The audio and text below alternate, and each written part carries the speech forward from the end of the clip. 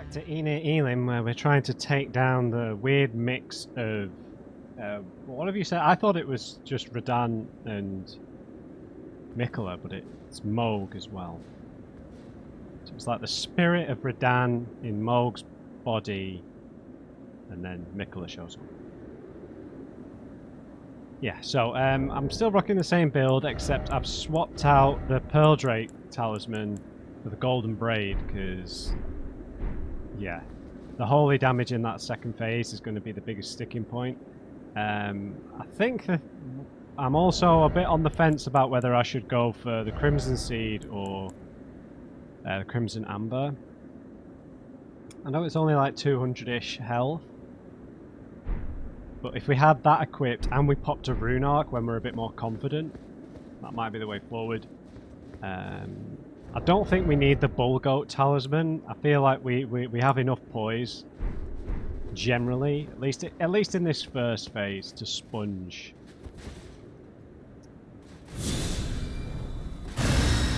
But, we're just going to have to find the dodge windows for this second phase, because they are there.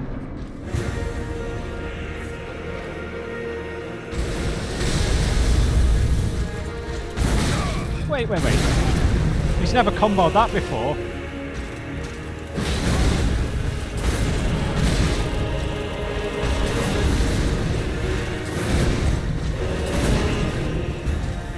It's not a good start. A horrendous start, actually.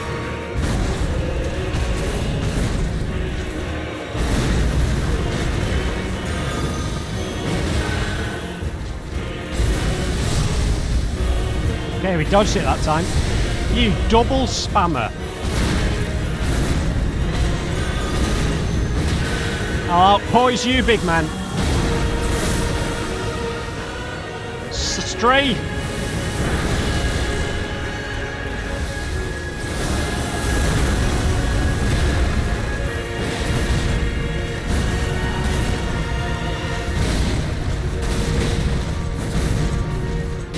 Oh, I was out of stamina.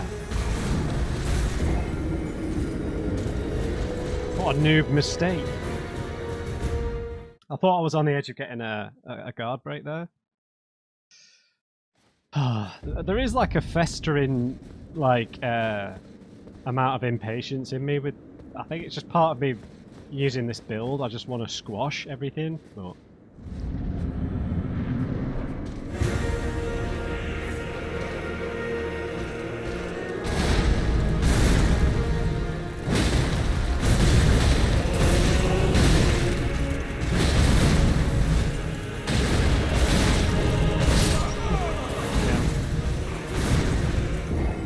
Like I hit him like nearly 5 times in a row. I feel like he did a big charge up attack. Like I feel like that should have been a guard break. That's why I kept attacking. I thought that 5th hit was a guaranteed guard break there.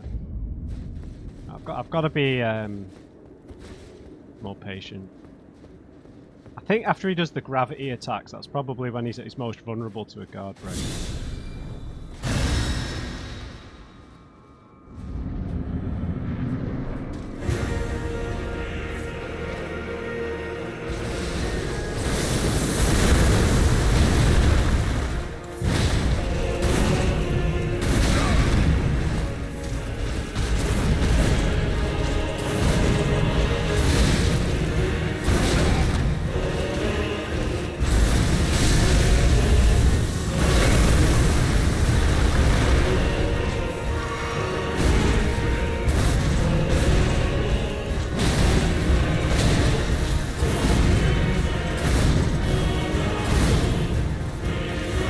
Doing terrible here.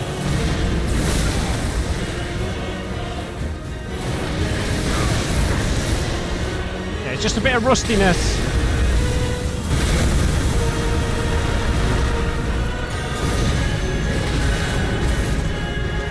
And again! And again!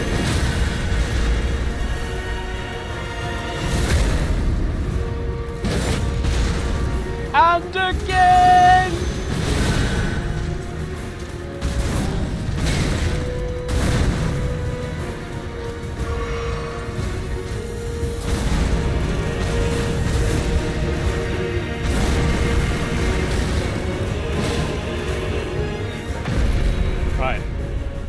played for a day and a half, so I'm going to watch this again just while I gather myself. Gather myself.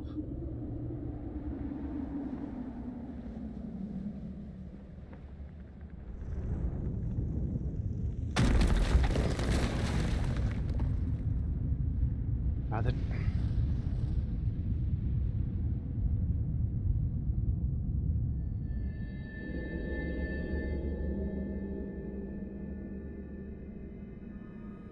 Lord, brother. Or maybe it was Mog's spirit in Radan's body, I can't remember. At long last you are returned.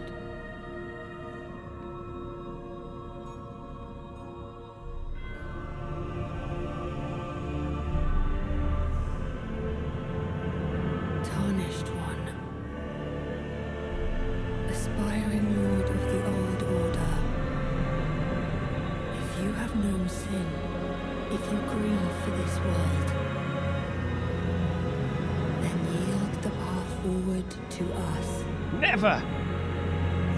We've got to figure out the triggers for the grab. Because that's attempt and ending. My promised consort, Radan. Run!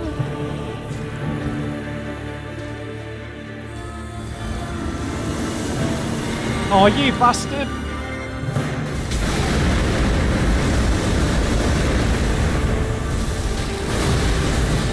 Oh, how has that interrupted my heal?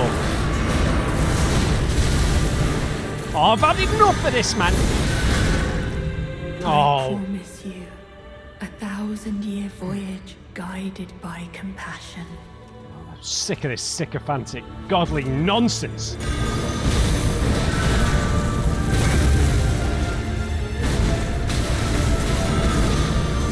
Enough!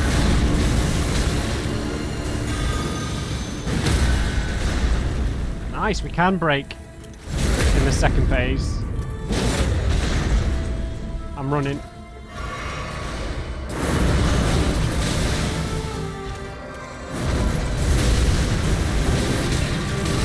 Oh, I can't see, man.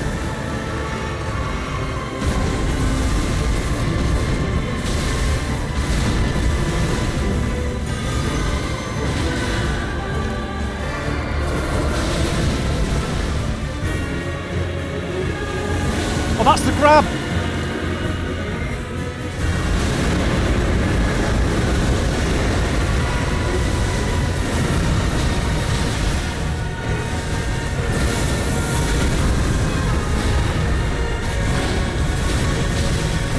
No, Matt, no!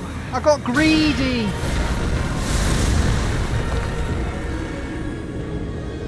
Best attempt yet. Okay, we need to change the tactics. So the plan should be to rinse him with Prayerful Strike in that second phase. That is the most efficient way of trading hits. We get loads of poise. I think we get way more poise using a Colossal Weapon with Prayerful Strike than we do on just a normal Great Hammer. I think we could tank any attack other than the grab and the explosion from the Moog sweep mid Prayerful Strike, which means we can efficiently trade hits and gain health back. The problem is we don't have enough FP, and I only have one flask. So we either save all of our blue bar for the second phase and just purely use normal attacks, or we put another point into the cerulean flask. The Prayerful Strike is what will speed up the first phase. And there's not really good opportunities to heal here anyway.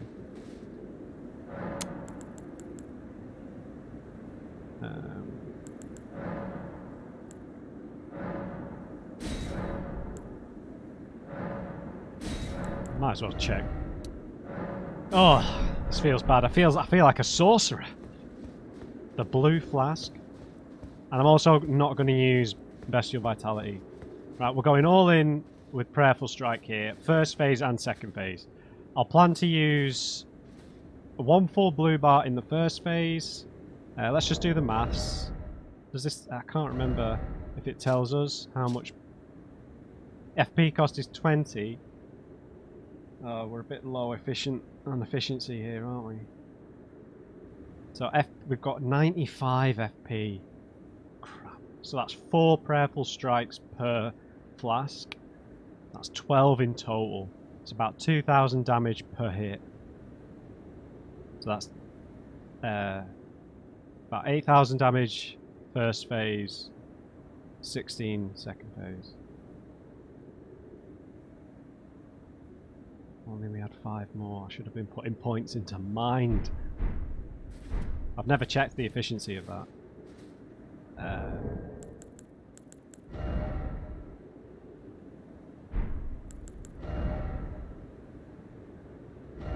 Sorry, what's the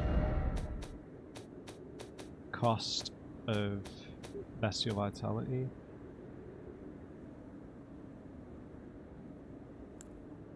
It's a not a dragon sorcery. It's like a rock sorcery.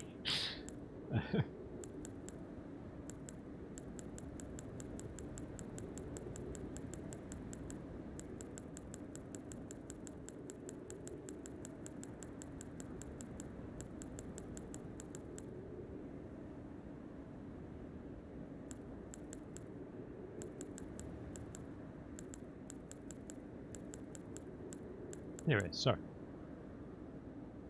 Oh, and that costs 18. Oh.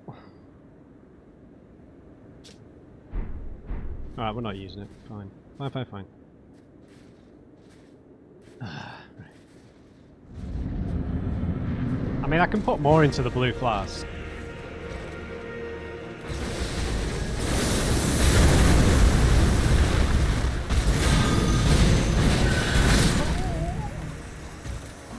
There goes that plan. I really want to pop some rune arcs. I really do. Just to, you know, just to tank it up, man. Tank it up to the utmost. Oh, really? You're gonna not give me that? Oh, so I guess it's so you can't do it mid-battle, right? I'm going rune arc.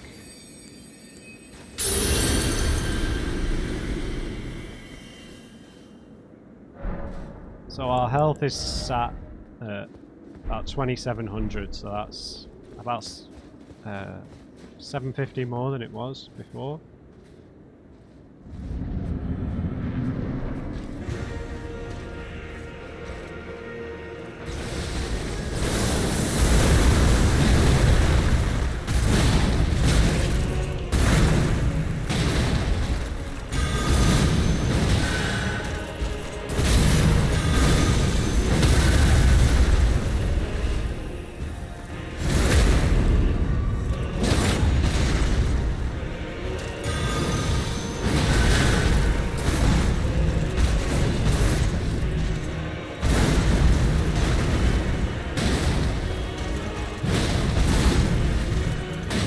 Nice.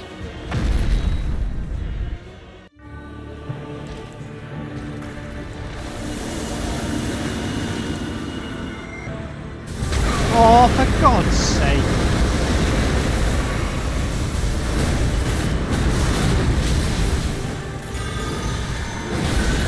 Oh. I promise you, 1,000-year voyage guided by compassion. I hate you.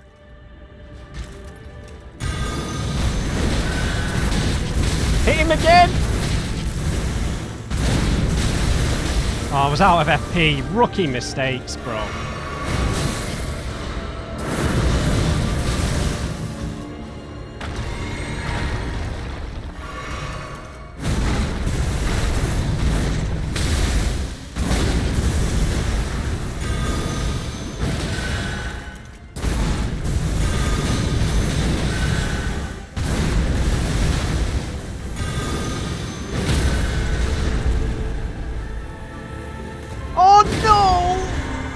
I'm dead!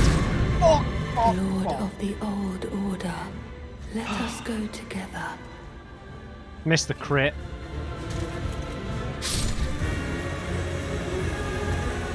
I'm Sorry for my language there.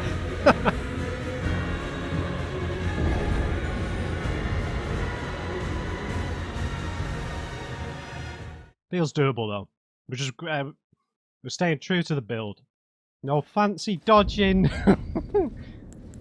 None of that.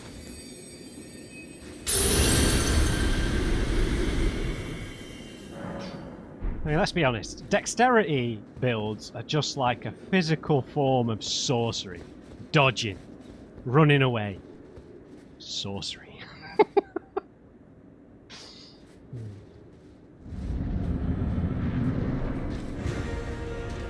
Gravity magic. Sorcery. Okay.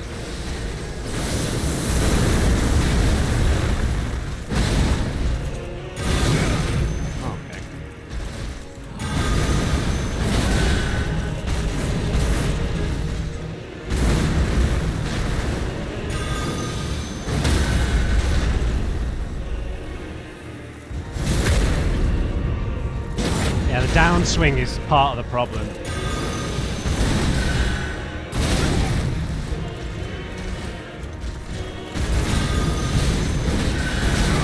That was a bit of an uneven trade.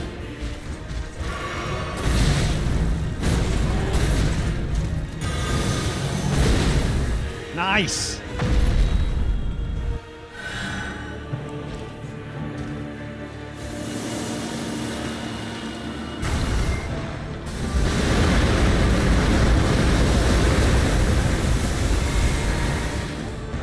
He's going to do a ranged attack, isn't he? I've got to remember I can still block with this.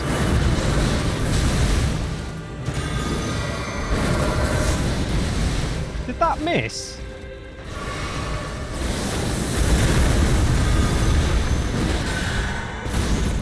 Oh, I dodged! I promise I dodged! 1,000-year voyage guided by compassion. I'm stuck in that animation is the part of the problem.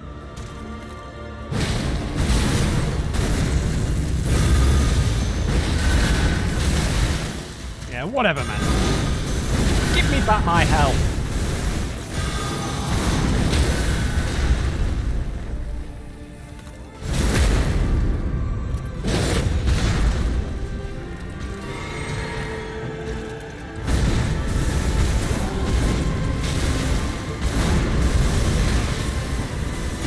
Don't do the grab, please.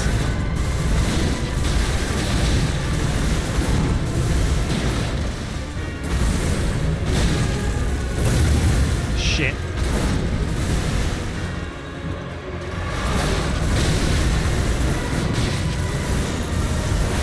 No!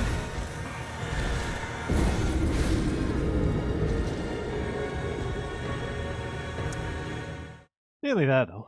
Just got to get a little bit of good luck. That's just the dodge timings on some of this stuff is like the level, the amount of attempts you're gonna have to do to learn some of the dodge windows here.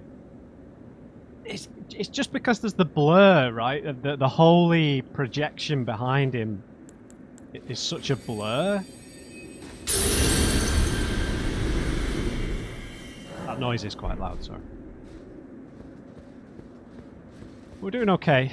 I just got to avoid that grab. The problem is that the Prayerful Strike, the trade-off for it, you know, it's really great attack, but the animation, the cooldown off the animation is lengthy, so I can get stuck in that and get grabbed, which could result in some serious heartbreak.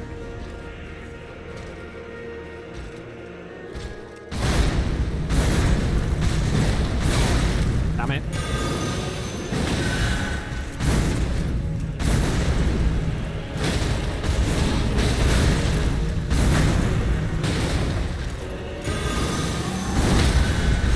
Eat it, man. I'm doing a charge.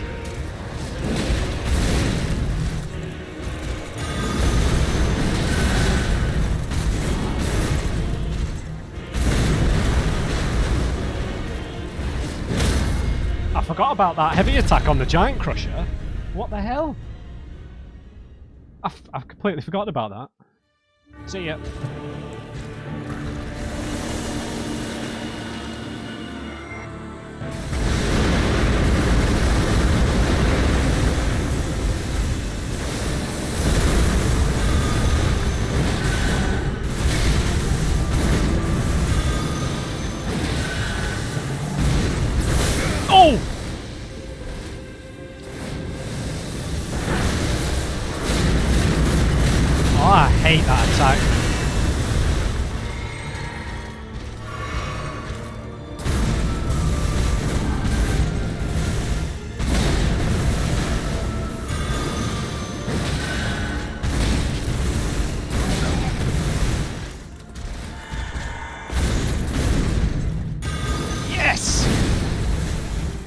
And again! Damn it.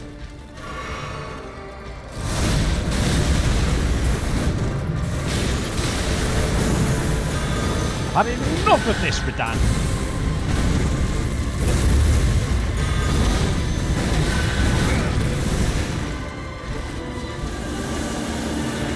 Shit, I can't get out of the way. Block!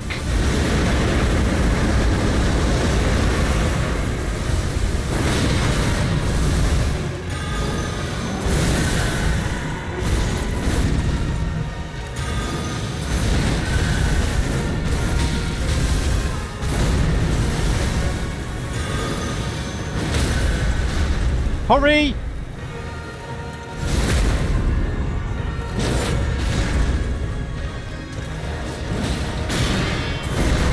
Oh, God!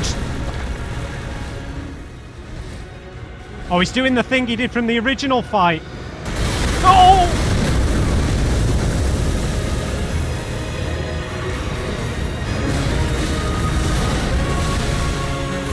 I'm sick of this, man. Oh, shit! I swore with you, 1,000-year voyage guided by compassion. Don't do it twice in a row.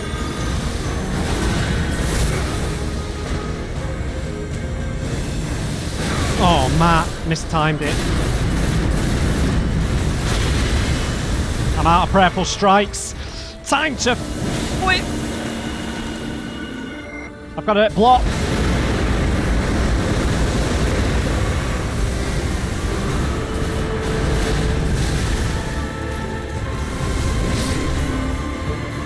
I don't think that's it, man. Remembrance of a god and a lord. Are you joking? We did it. No way. Giant crusher. Literally. Right, I'm reluctant to interact with whatever this is. With flasks to... I am shocked. I was bracing myself for like a 4-5 hour... But yeah, I walked into the strategy for this weapon. Right, now there is a boss fight I haven't done yet to do with the shadow tree, right? Whew. I'm shaky. What I was thinking was, well, I guess there kind of was a third phase when he triggers that big AoE where he jumped. I'm sorry I couldn't get a clock on him. I was looking for him in the sky.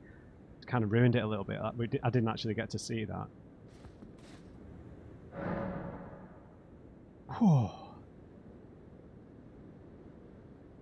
That building a path up to the gods on like human remains. So I can get my FP up to 100. I think that should be what we do.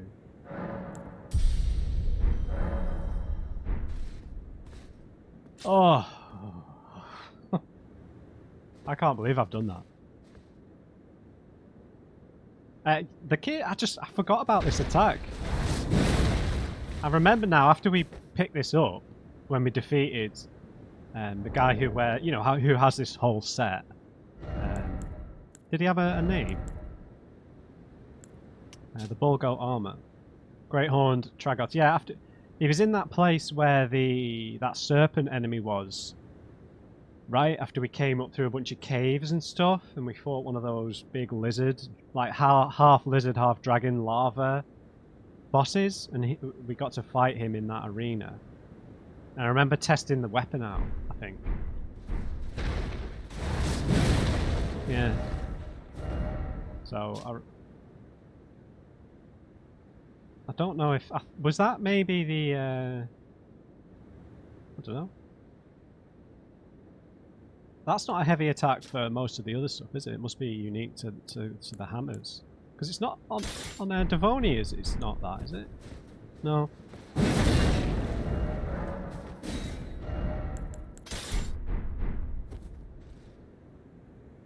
Let's just see what this says. Wow. Yeah, that was a game changer, that. But yeah, just using Prayerful Strike as much as possible to trade hits. I mean, why have I never thought of that? Touch the memory.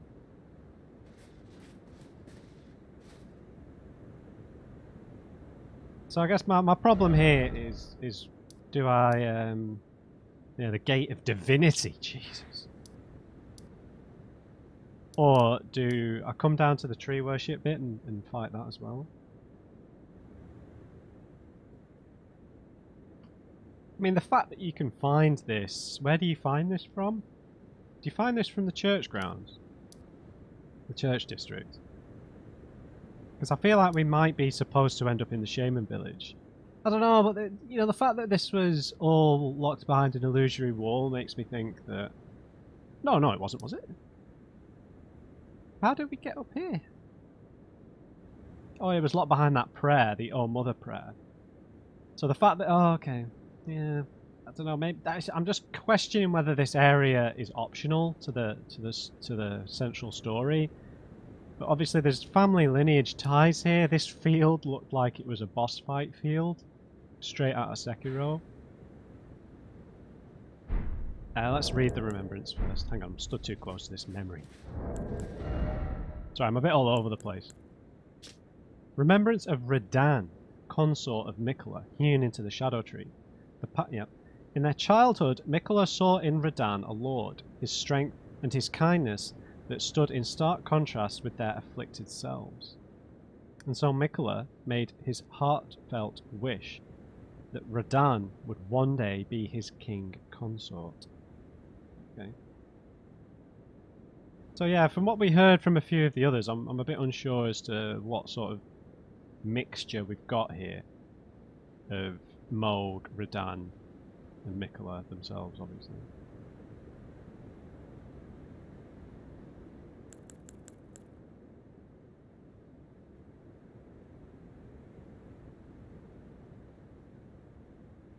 Whew. Sorry, I'm on the come down here.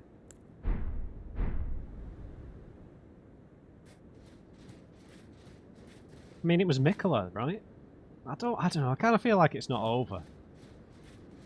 Yeah, so I can't remember. I don't think I said this before, but what I was expecting was because that second phase triggers after about a third of the health consistently. It's like some of the boss fights, right? You can get them down to half health before it triggers, but that was a cutscene trigger, a specific health marker. So I thought there was going to be a definitive third phase, but I suppose once he got to 2/3 health, then he did the big sky bomber raid. Yeah. So instead of this, I'm just going to put the two-handed thing on. I'm just going to check. What's the physical? I mean, this has got an 88 damage negation. I don't even need a shield.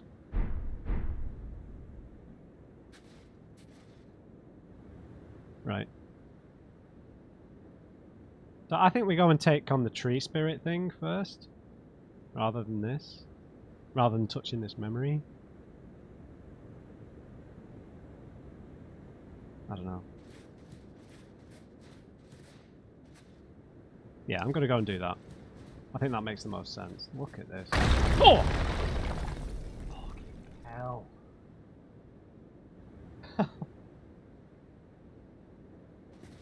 Guys.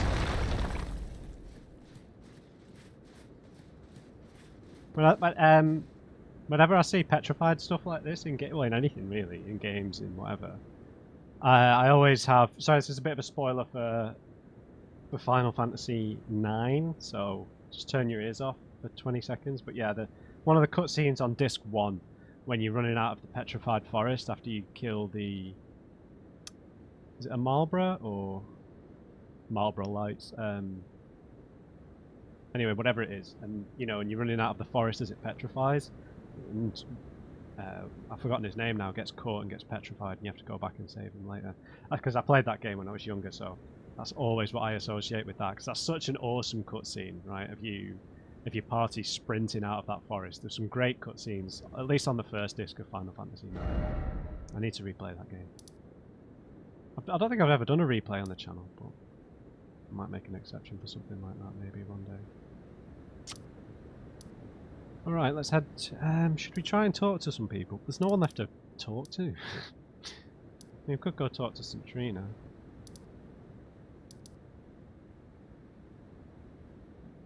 I don't want to lose my rune arc, I guess. This is pointing in a weird direction. Maybe it just means I have to go to the keep before coming here. I'm sorry, I'm being so indecisive because I'm like apprehensive about triggering an ending to the game, but I don't think the ending would be triggered just from killing a boss. So we've not got an insignificant amount of runes on us, unfortunately, but not much I can do. All right, let's tank it up, man. Right, so this might be a little harder, but I can block. I can block with this weapon, so. I can't remember any of your moves. I did a lot of blocking in this fight.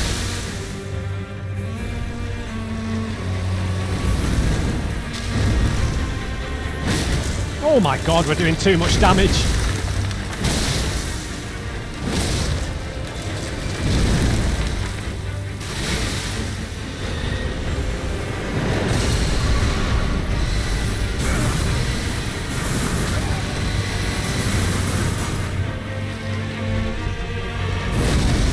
Appreciate this, man. Right, phase 1 down.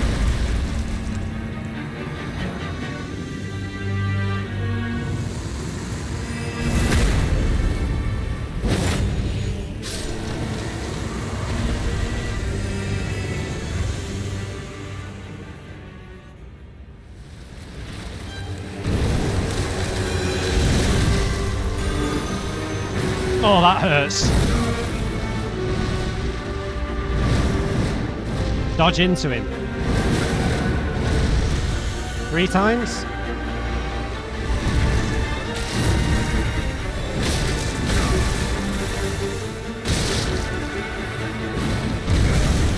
Gotta be a bit careful here, man.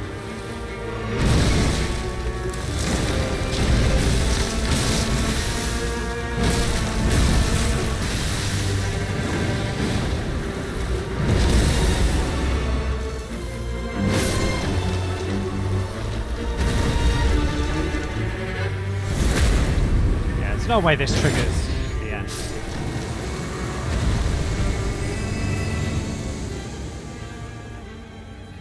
I know this phase was a bit mental, wasn't it?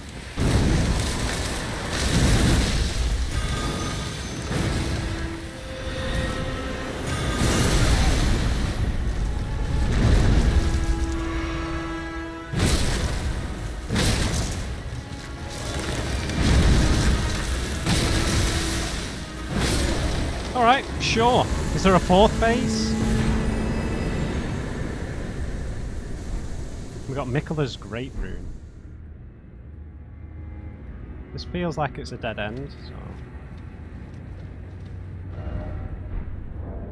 so this, I guess this is where Miquella sacrificed themselves? Himself?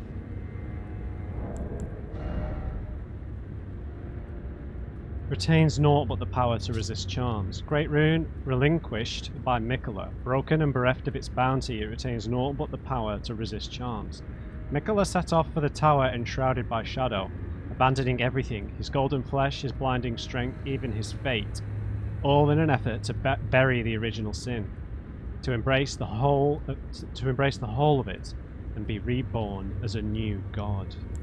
Remembrance of the Shadow Sunflower. Remembrance of the Shadow Tree avatar hewn into the Shadow Tree. The Shadow Tree is the shadow of the Erdtree, born of dark notions that bear no sense of order, that twist and bend its stock, rendering it brittle.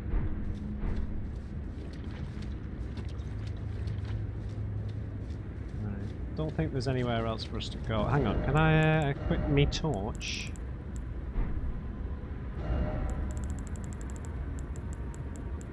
Yep. I love my torch, I really do.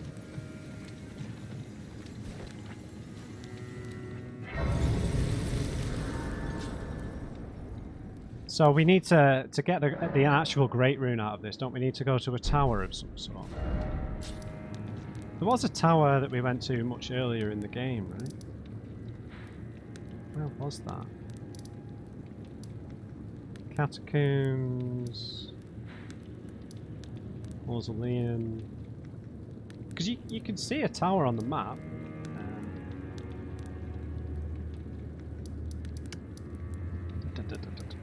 Where was it? Is it this one? Oh, I don't think that's what I'm after, is it? The suppressing pillar. Did we even go up there? We must have.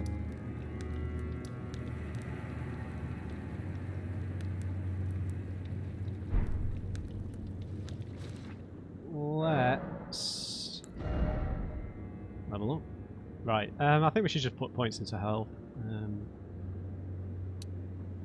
I know it's 6 health though. That could be the difference though. Remember what it was like when we fought Moog?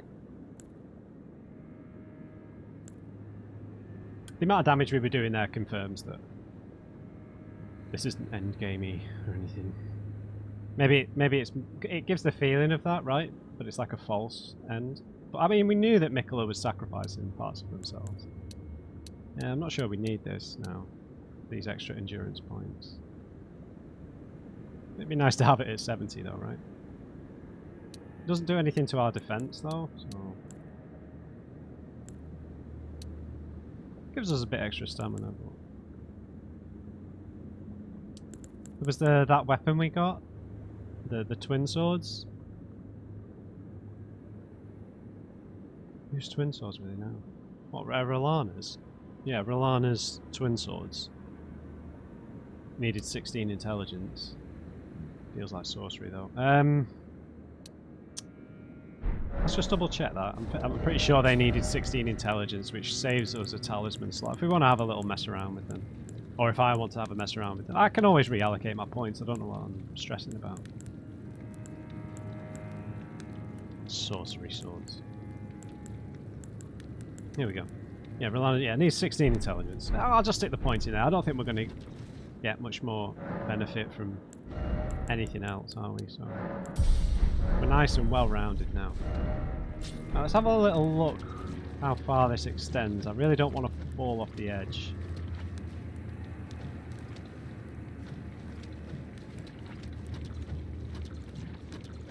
The broken rune. Everything a man could want.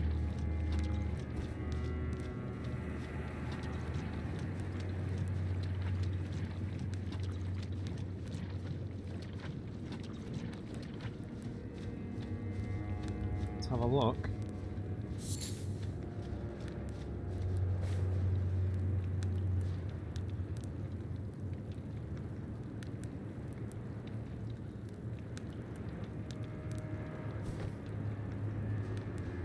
Right, that is that. Let's head to the Gate of Divinity. No. We should read stuff first. Sound like such a nerd. We need to read things first. Okay, but let's check out the weapons from the remembrances.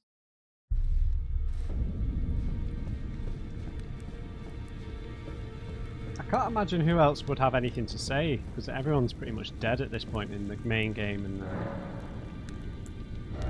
And equipment. So we've got right, okay, so it's like a young version of Radahn. The young version of Radahn has lovely red hair that's plaited. The golden helm worn by Radahn in his younger years. Okay. Proudly displaying his heroic red hair. It is fitting attire for a lion. When Melania, Blade of Miquella, let the rot flower blossom in Aeonia, Radahn heard a murmur in his ear.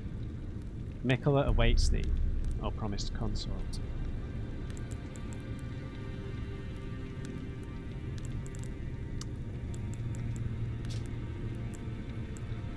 It's a bit lighter. Yeah. The golden armour worn by Radahn in his younger years, yep.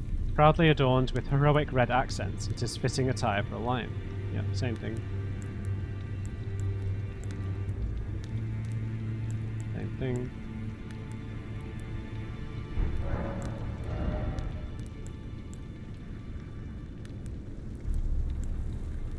Right, Shadow Sunflower. It's a colossal weapon. It's just a giant flower. The head of a monstrous shadow sunflower manifestation of the Shadow Tree. Then again, it might just be a flower wielded as a weapon. Much like the Shadow Tree itself in appearance, a second stalk winds tightly around the first, almost as if in a tender embrace. The unique skill is Shadow Sunflower Headbutt. Slam down the blossom of a large shadow sunflower, sending out a shockwave that flattens foes. Repeated inputs allow for up to 2 follow-up attacks. And an incantation. Fires a hail of golden projectiles towards foes. Incantation originating from Shadow Tree avatars. Oh, those things. Creates a hail of golden projectiles which are fired toward foes after a brief delay.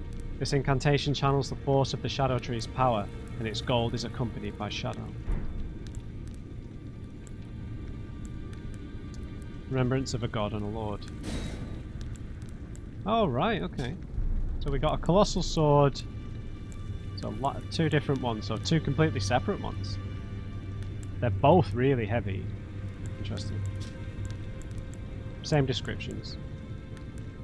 Great swords of black steel wielded by Radahn in his youth.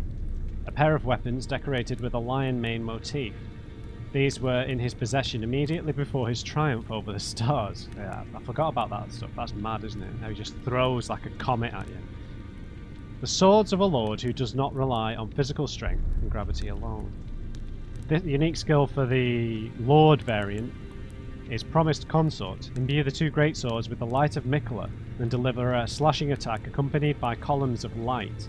Additional input allows for up to 2 follow-up attacks. And on the light variant, it's Light Speed Slash. Assume a luminous form and leap forward to deliver a downward slash at the speed of light. This attack will be followed up by an additional light attack, charged to increase power of the skill and number of follow-up attacks. So they're actually quality weapons. They've got a 24 dexterity requirement on them, and you would need to buy both, so you would need to duplicate the remembrance, right? And the incantation is Light of Mikola. Annihilate foes with a pillar of light. That's the AoE he was doing at the start, possibly. The strength of Mikola upon his deific return, wielded as an incantation. Annihilates foes with a pillar of light. Mikola sought to accept all that was and would be, but found one that refused to be embraced. No wonder, as one god and one king consort is all the world needs.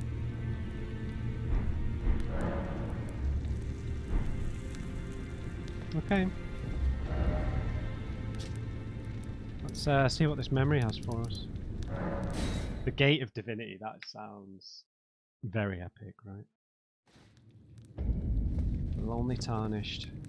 Or lowly Tarnished, right? We can't walk directly up the steps because it's shelved. By the looks of it. We can't summon a target. Scared me again. Should we do this in the Crucible Knight set? I think so. It's been what I've used most of the time. We should have Devonia's hand. If this leads to an immediate second boss fight, then I'll be upset. I've not got my loadout, but yeah, this is what we've used most of the time. Giant Crusher was needed there for... yeah, anyway.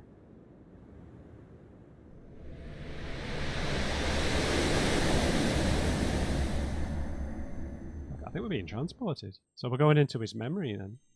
Like, as a level. Oh, maybe not. I'll be quiet. Lord, brother.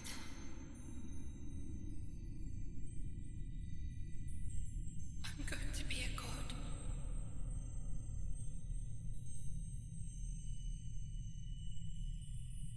If we honor our part of the vow,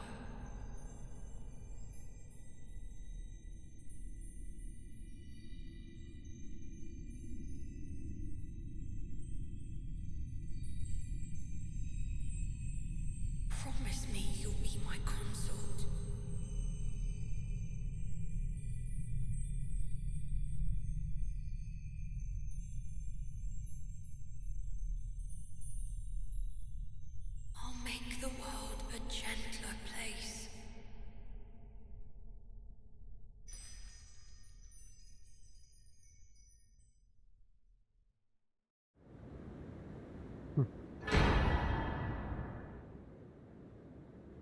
circlet of light.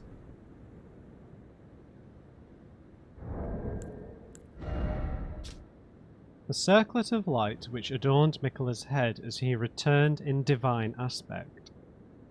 It has begun to fade into nothingness.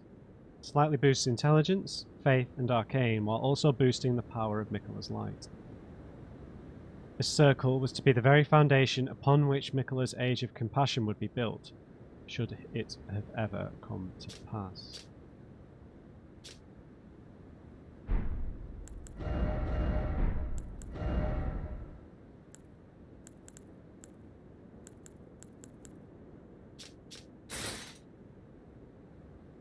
I forgot how evil I made the overflow. Oh wait, I've got red eyes. Is that to do with... I think that's to do with yeah, something in the game.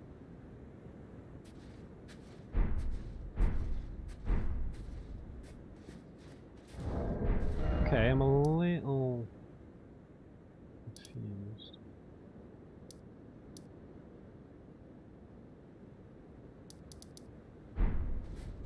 Do we maybe take this to the main game's ending, so to get a different lordship ending?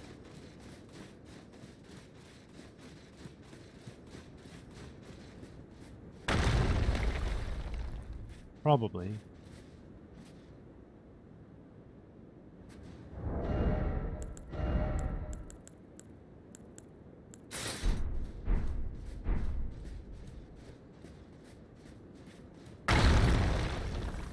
It's a cool, really cool fight. I was expecting another phase, to be honest. But the moveset was so tough to learn, right? I only got through it by tanking myself up to the utmost. But I can't think of anything else I've missed. I mean, by coming here, we pretty much sort of cancelled any other NPC quests. We had a big showdown with the Needle Knights. We've dealt with Bale, as if that wasn't enough of a reminder over there. We could talk to Centrina. Wastes the rune arc, I suppose. We could also go back to the Shaman village. I think that's probably the intelligent thing to do. Yeah. Let's head here, see if anything triggers due to having these items on us. Maybe I need to be wearing something, I don't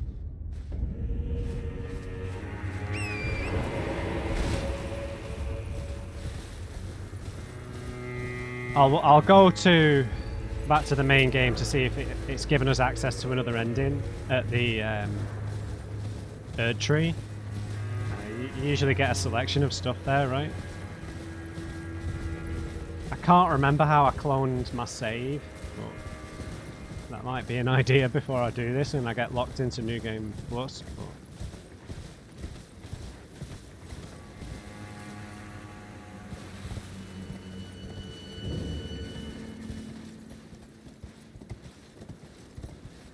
no, I don't think there's going to be a boss fight here. It feels like it's more for artistic effects.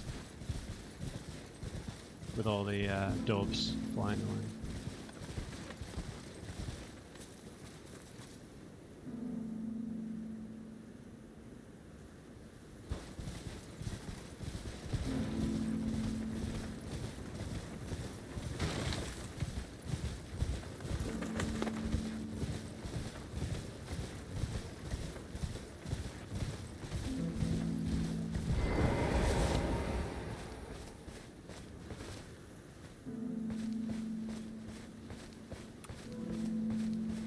Well, that has been the DLC.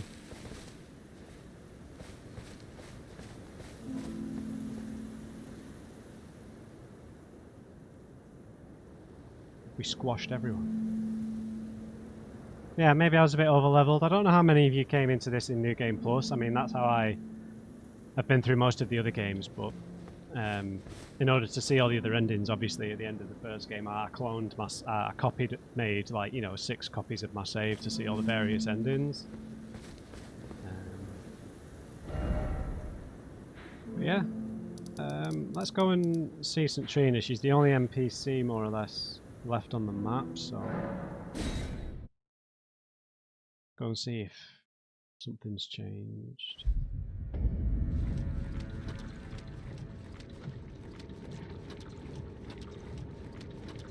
Just throw away my rune arc, basically.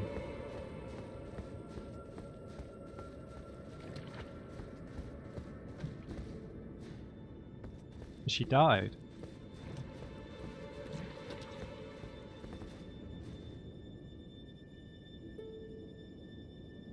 No, she's moving.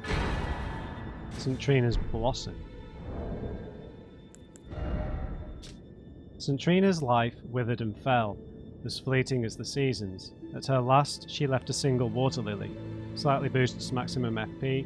Despite the velvety purple hue, the flower is in no way poisonous. It merely blooms in quietude. Oh. No, she is gone. Thought she was still moving. Fair enough.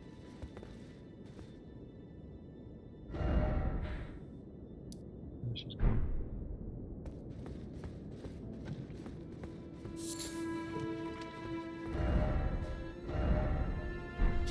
Okay, let's see if this gives us some options.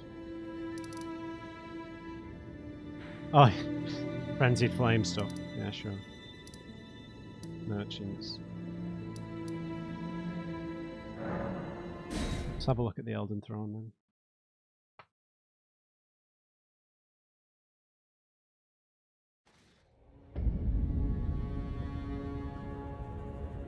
Wait, what? Do I have to do the boss fight again? I think I might do.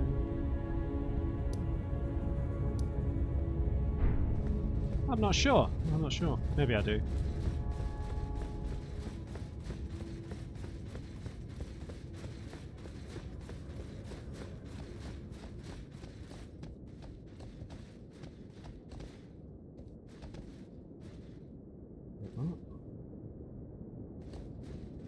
Where have I... Oh no, I just need to approach the throne, don't I? What am I talking about? Don't I? No. I can't remember how the game ended now. I know that we sit on the throne and everything, but I thought we interacted with something in there.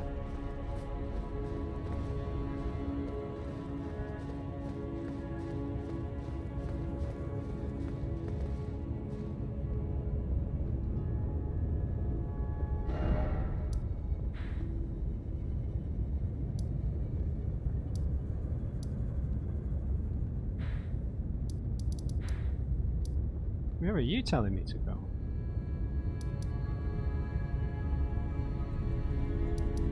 Am I... What?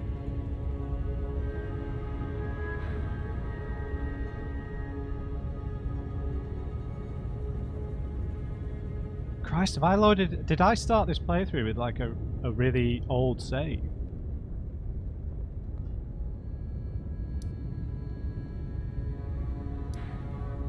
We've got some site. All this is telling me to go to Forge of the Giants.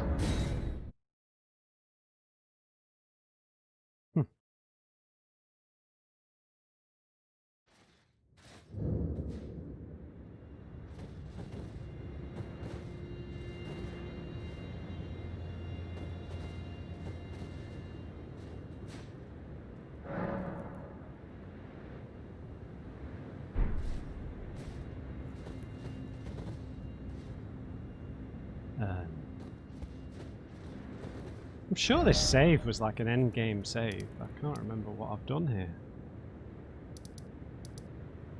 Shipriri.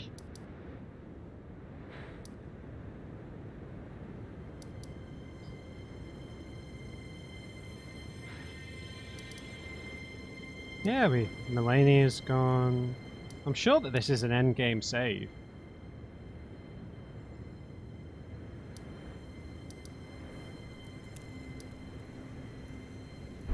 Positive this is an in-game save.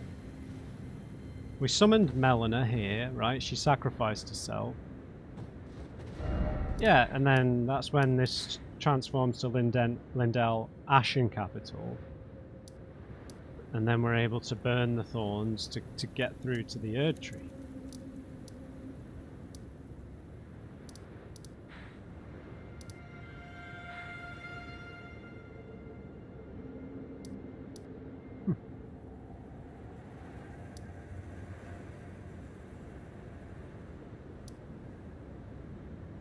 Strange that the light of grace is sort of pointing me back here.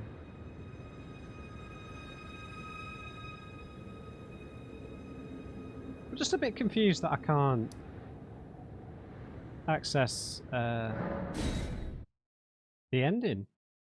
What have I done? It's just such an anticlimax.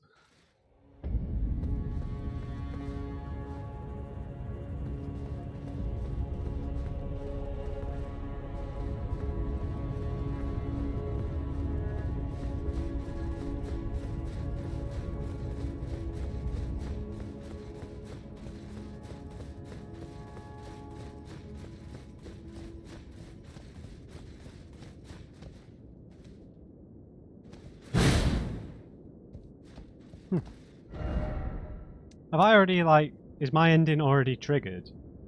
Do I just need to, like, start New Game Plus or something?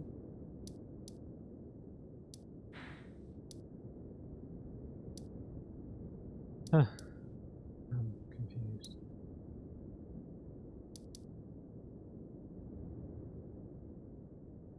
But all this guidance of grace appearing on the map again. As well.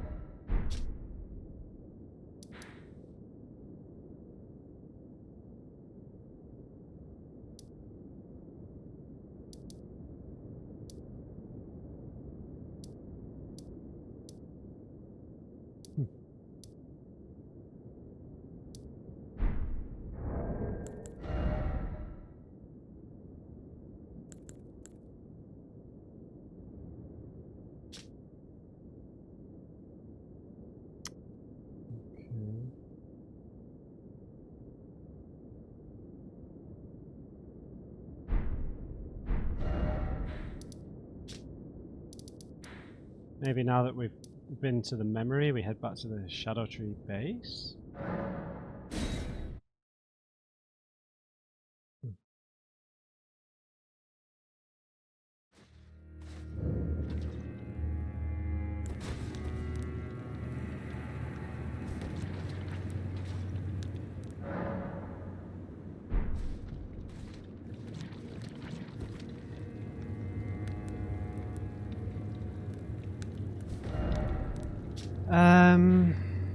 I mean, we started the playthrough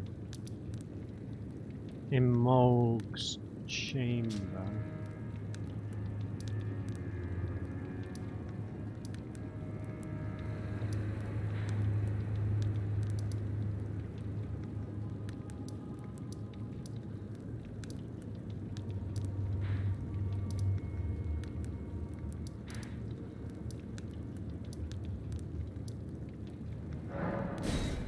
Cocoon of the Empyrean, yep, this is where we fought Mog.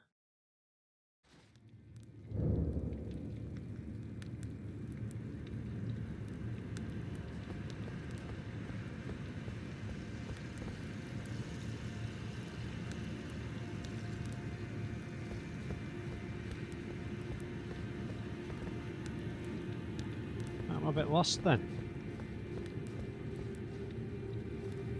Alright guys, so yeah, I had to have a quick check to see if there was something I'm missing, but no, that is the end. Cutscene we got, obviously, the memory.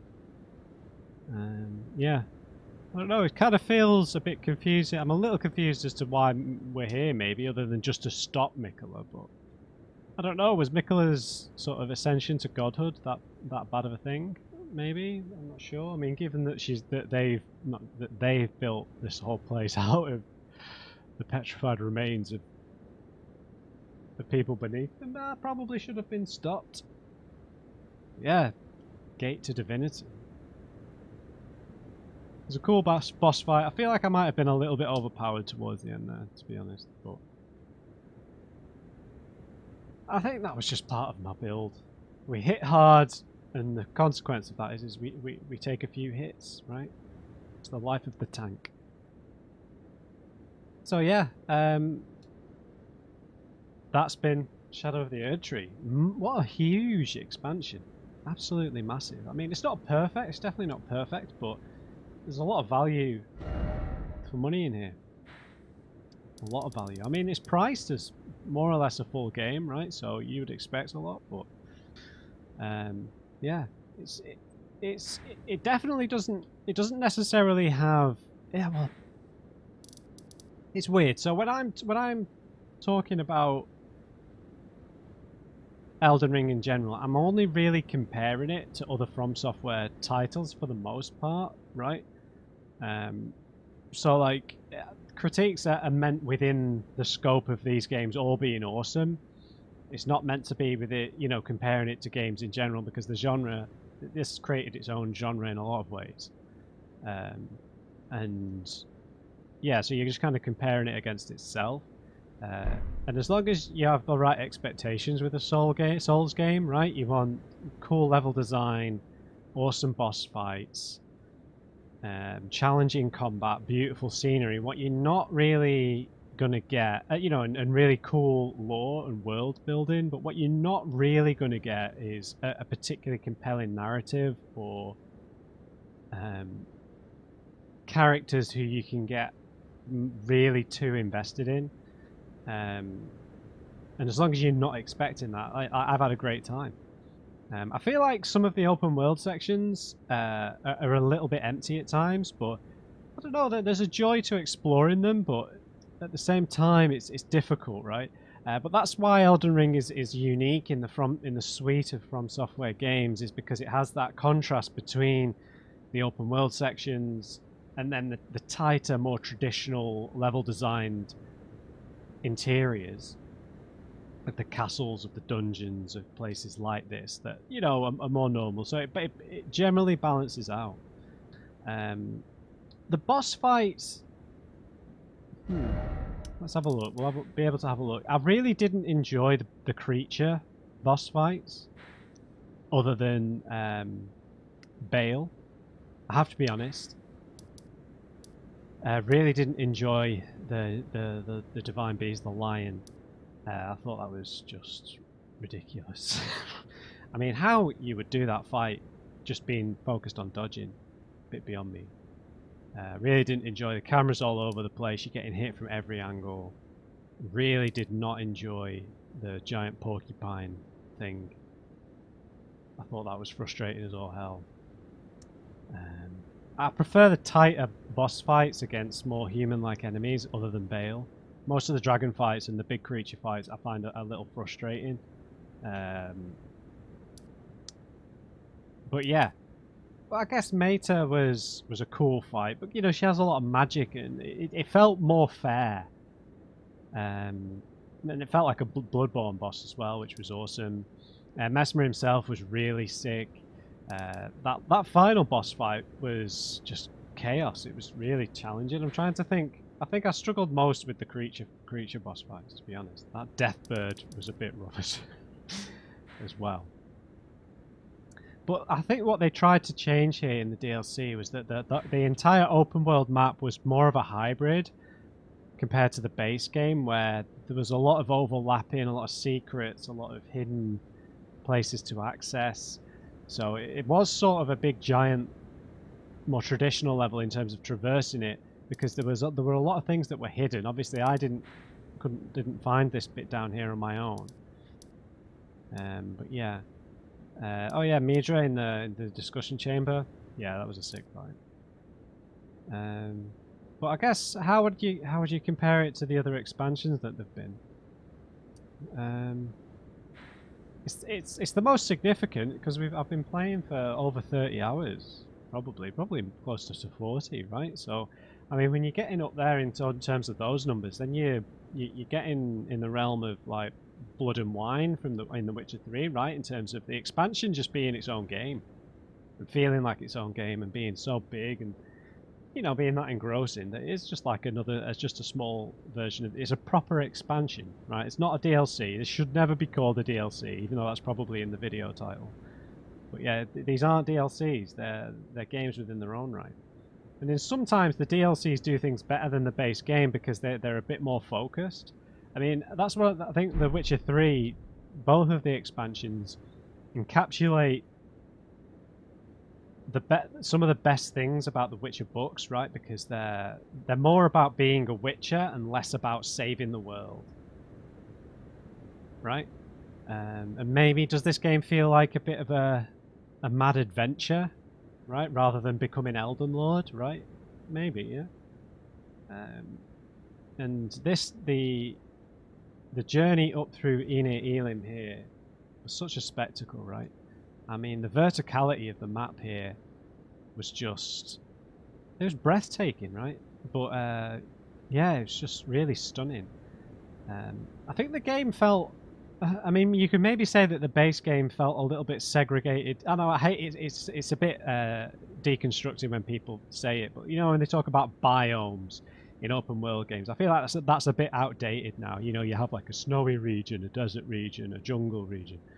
And it has a little bit of that, but the game feels a lot more intertwined and less like it just has those separate regions a lot of the time. In terms of expansions, I mean, what? So we could compare it to the other Souls games. I mean, in terms of the amount that's here, I suppose you could compare it to the Dark Souls 2 expansions, because there were 3 of them, but you can play them all sort of grouped together and they are linked in terms of their story. So maybe you could compare it to that in terms of its overall, you know, the amount of ground you're actually covering and walking over is so significant. I mean, the Old Hunters DLC is tough to beat, isn't it? Because it's tight. There's like 4 or 5 really significant boss fights, and whereas this felt more like an ascent. This whole going up, whereas the Hunter's Dream felt like you were delving deeper and down into like an awful secret as well. So there's a nice contrast maybe between those 2 expansions. I don't think that the boss fights here have quite the memorability, weren't quite as memorable as, let's say, the Old Hunters. Was the Old Hunters? No, Dark Souls 3 came out after that. So yeah, the Ring City as well. The boss fights in that. Midir, the final boss. Tough to say. It's a little tough because obviously there's some recycled stuff here for the final boss, which maybe discolours it a little bit when compared to those fights. But I don't know, maybe I wish I would have played this in New Game Plus. Maybe. But that would have been really hard though. But I would have had to have played, you know, it's tough when I've got to play another like 100-hour game just to get to, you know, I mean, how long would it have taken me to get to Moog in New Game Plus, right? To start the expansion. I've really enjoyed it. I'm not trying to come across negative. Like I said, I'm comparing it to the other Souls games. Yeah. So I guess the main problem is that yeah, it's perhaps there's a bit too many open fields, but it's weird because that gives it a tranquility, which is not something you'd really associate with Soul games, right? In terms of you just have a little wander around. It can be quite peaceful, right? The enemies aren't particularly challenging in the open world sections for the most part. And you can just kind of have an explore, right? You're on Torrent, you're wandering around, you're enjoying the scenery. I mean, that's an element that you've never really had in the Souls games before. Is, you know, I do it all the time in other open world games. I do it all the time in The Witcher 3 and in Cyberpunk 2077, where you just cruise around, you get a nice screenshot. Yeah, you go into photo mode. You have try and get the right. Yeah, and you just inhabit the world a bit more, and that's maybe something that the game can't achieve it as much because you've got nothing to interact with on a narrative level consistently, like NPCs, in terms of a populated world. But yeah, I don't know if they should do another open world game. There's definitely been a point of discussion I've maybe had in the comments a little bit. Is do these games suit being in an open world? It's really tough because are they too bereft of narrative to exist in an open world, right? If you play like The Witcher 3 or Skyrim or any sort of big fantasy open world game, you have more story and characters to interact with and dialogue choices to sort of encourage you to explore the nooks and crannies. And you might find a place in the middle of nowhere that doesn't really have a boss fight or any equipment in it, but it has a cool story with a cool character in it. So I'm not sure how well an open world of this size and this scale works from an exploration point of view when all you want to, the only reasons you're exploring is just to, you know, find new equipment, find new bosses, flesh out the lore a little bit, but there's no sort of, there are obviously NPC quest lines, but it's not that kind of, they're not those kind of side quests, right, that you would find in those more narrative focused games. So that's my difficulty. I think I do prefer the more constricted level design of games gone by, of Demon Souls, of Dark Souls, of Sekiro, and of Bloodborne. Bloodborne in particular. I think Sekiro struggled a little bit at times with some of its open sections being a bit empty, a bit similar to this.